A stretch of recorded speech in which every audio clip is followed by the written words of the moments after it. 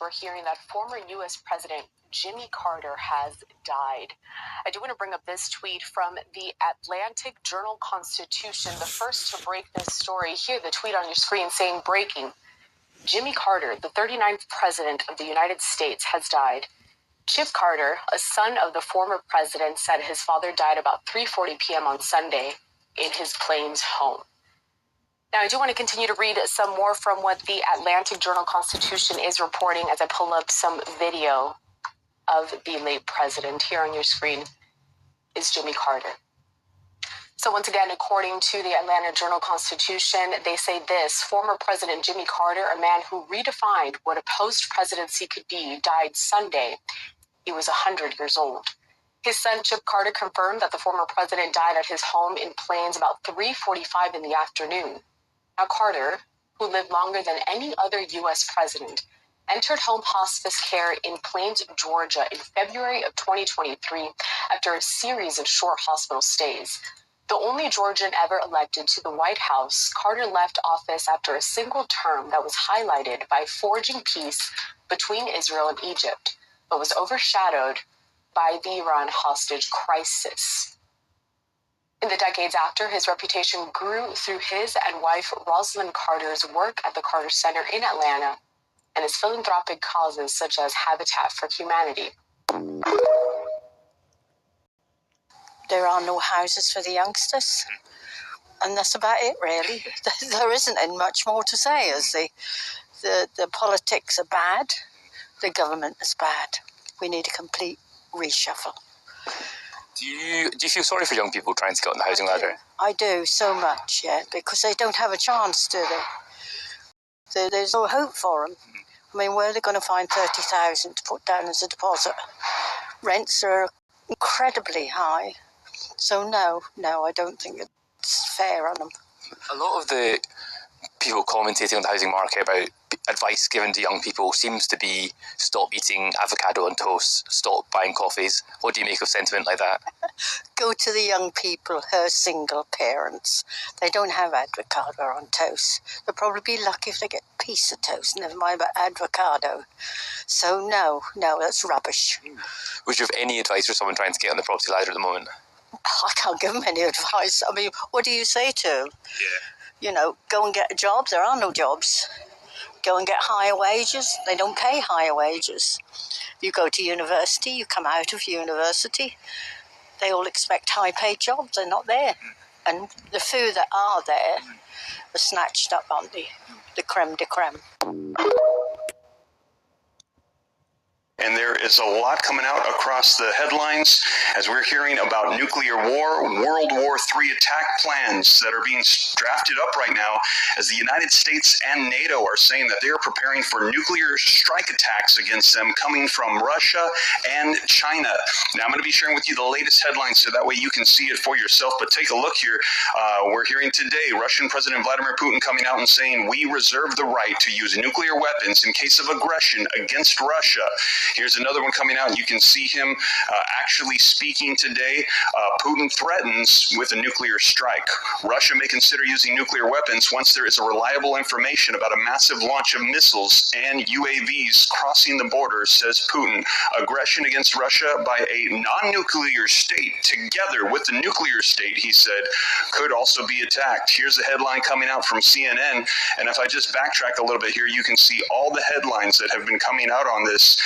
Putin proposes broader criteria for using nuclear arms. And there is a lot coming out across the headlines as we're Hi everyone, this is Dr. Sherrington Penny, and I want to do a quick update about a document that got passed by the United Nations this weekend called the Pact of the Future document.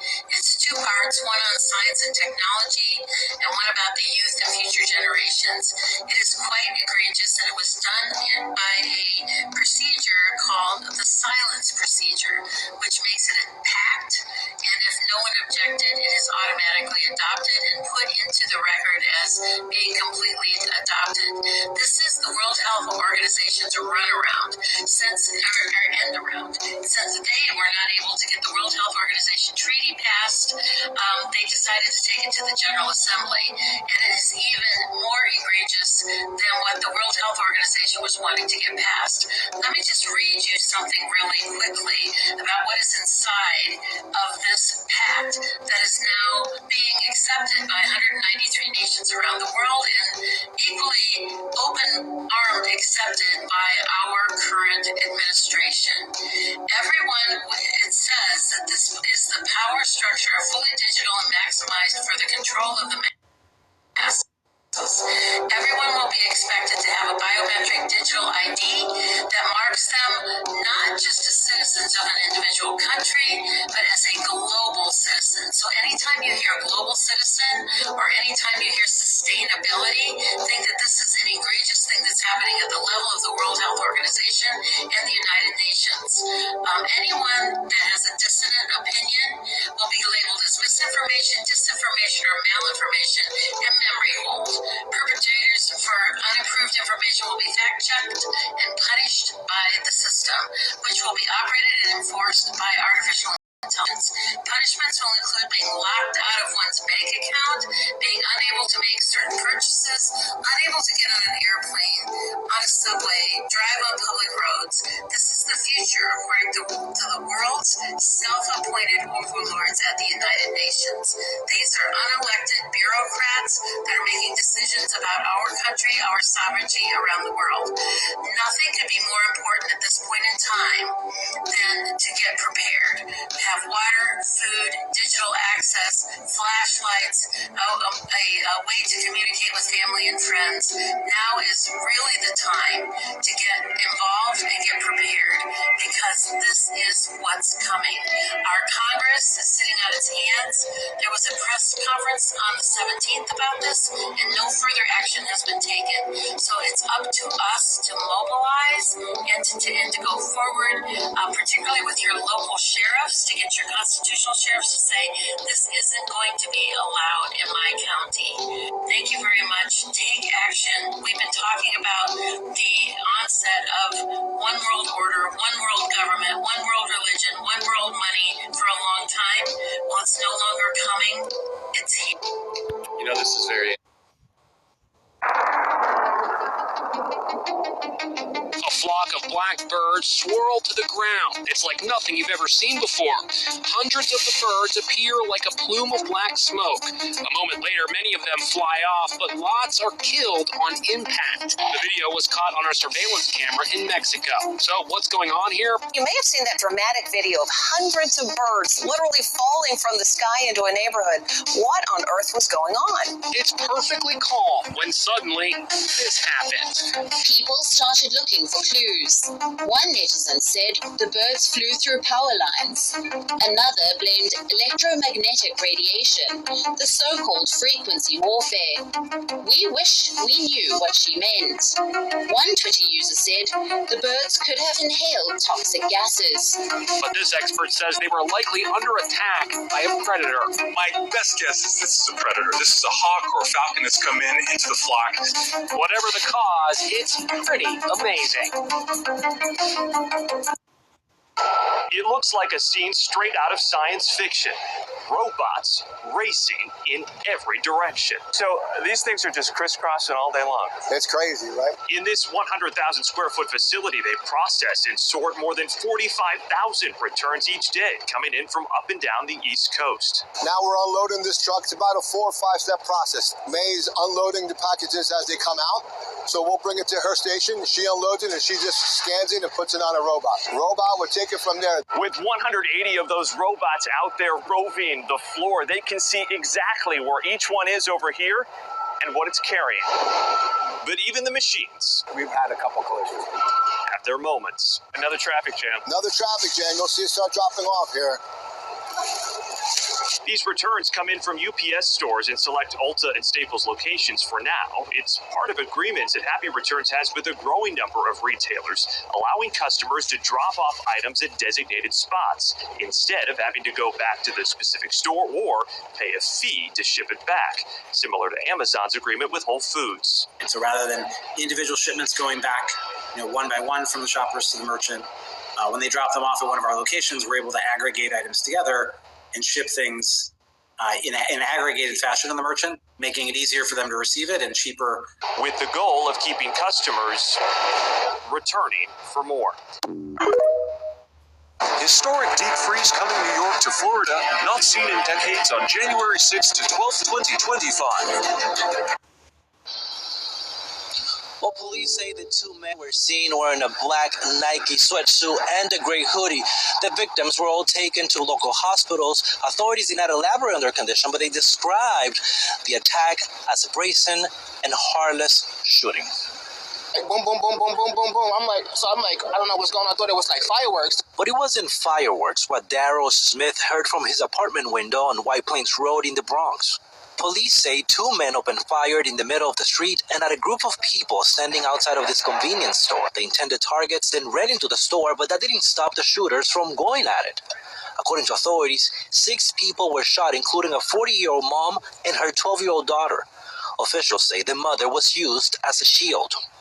When the mother and daughter are at the counter, the intended victims run into the store and they bump into them, and one of them turns the mother around and she gets shot in the stomach. Police say her daughter was struck in the leg, and the 4 of the victims, who are men between the ages of 18 and 21, were shot in the arms and legs. I panicked. I fell off my bike when the situation happened. I scraped my knee. Jamal Wilson was working around the neighborhood delivering food. The gunshot was so close. And I witnessed a car getting shot as well. Mi carro estaba prendido y yo estaba inside for my car. That car belongs to Cruz Miranda. Miranda showing us how one of the bullets impacted the windshield of his vehicle. Ellos iban con la pierna abierta así. He was inside his car on his way home when he says the 2 men started to pull the trigger. Why? Adding that people were screaming and running for their lives, and that he was in shock and numbed by what he had witnessed. Kind of traumatized you a little bit. If it wasn't for maybe 30 seconds later, if I did the smart decision, I probably would have got shot too.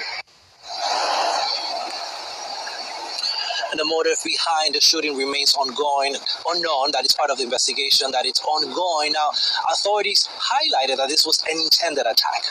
In the Williamsbridge section of the Bronx, I'm Eliezer Marte.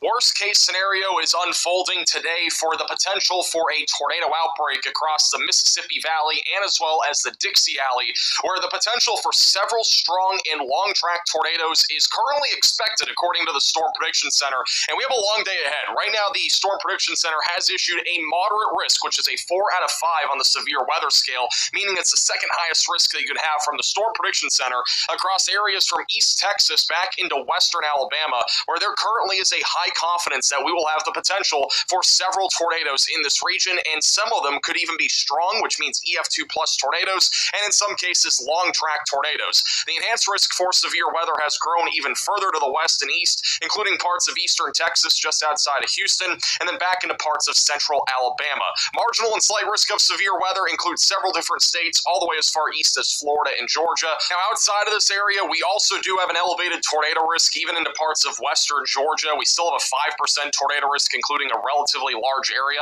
In fact, we could see tornadoes anywhere in... New law impacting every driver in California. Starting January 1st, drivers will no longer be able to park within a certain distance from a crosswalk. Where it can be pretty difficult to find a parking spot. What will be illegal come January 1st. This car behind me is parked just steps away from a crosswalk. Now, right now, it is considered legally parked, but come January 1st, even though this curb is not painted red, this car would be parked illegally. A new year and a new law for California drivers. Drivers will no longer be able to park within within 20 feet of any crosswalk, making it easier for cars driving by to see pedestrians crossing the street. We're going to start enforcing what's called the daylighting law. It's a state law that requires us to basically create a buffer, a 20-foot buffer at every intersection so that motorists will have a better view of pedestrians who are trying to cross the street. When a car is parked this close to the crosswalk, it's hard for drivers coming this way to see me until I'm pretty much in the street. While this car is parked legally now, under this new law, they would get a ticket. Plans to only give warnings to drivers for the first 60 days. Then, beginning March 1st, drivers will get a ticket. Very hard to find anyone to talk to here in Steubenville, Ohio. Throughout the city, you see people in hoodies shuffling down vacant streets. If you stand outside for an extended period, you'll hear people screaming or begging you for money for drugs. We know there's a bad drug situation in Steubenville. What's it like on the ground? It's everywhere. You can't walk out of your door without running into someone that's doing their drug run. Is it true that there was a section of the city like 25 years ago where there would be prostitutes on the street? Still are. So many people that got addicted or it's dead.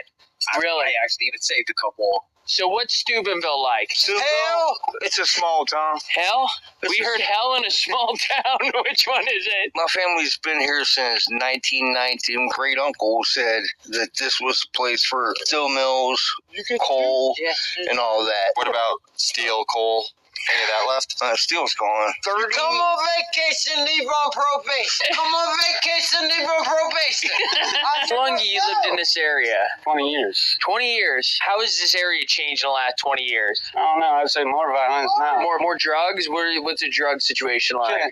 Wherever you want. Do you like it here? No, there's really no jobs or anything here. Yeah. To be honest. How is it here? It's alright. This place is polluted. With drugs? Yes. What kind of drugs? It's just about every single kind. Are overdoses a problem? Yeah. From that and homeless situations. A lot of people were sleeping in bandos. Yet others say the city is coming back and has never lost its charm. People from all over the country that are moving to Steubenville, growing up here, living here as a citizen, there is something, it's called freedom. Can be a Democrat or you can be a Republican, and we all get along. What brought you to Steubenville? I grew up in California. I came here for college, and then I moved back to California thinking everything's going to be wonderful. My children were all growing up, and I just realized that the place where I was living before